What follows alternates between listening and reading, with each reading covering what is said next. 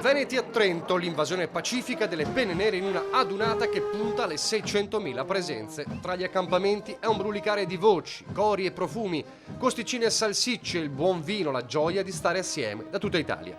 È la festa e la fratellanza di un corpo unico e impossibile da confondere, tra veci e boccia, tra chi gli alpini li porta nel cuore per i racconti di papà e nonni e chi il cappello l'ha portato durante la naia. Lo rifarei ancora. Lo rifarei tanto per imparare a essere fuori dalla mamma, saperci condurre se stessi.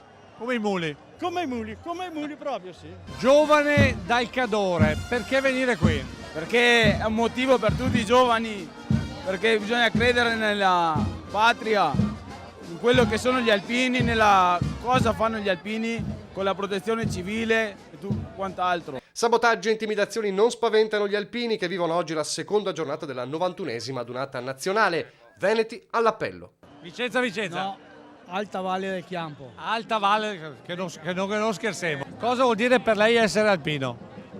Beh, insomma, anche un onore da quei tempi che passa già 47 anni che ho finito.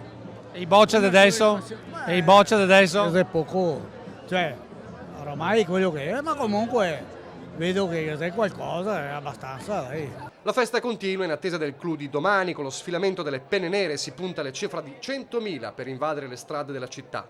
Intanto c'è chi si è premunito a dovere per non avere mai la gola secca, strumenti quasi da fantascienza per gli alpini 2.0 e poco importa se il beveraggio non è proprio quello classico. Allora, per spillare la birra, devi pompare qua e poi esce da qua. Ma la birra, gli alpini bevono vino? Quello che c'era, non è che si può pretendere troppo.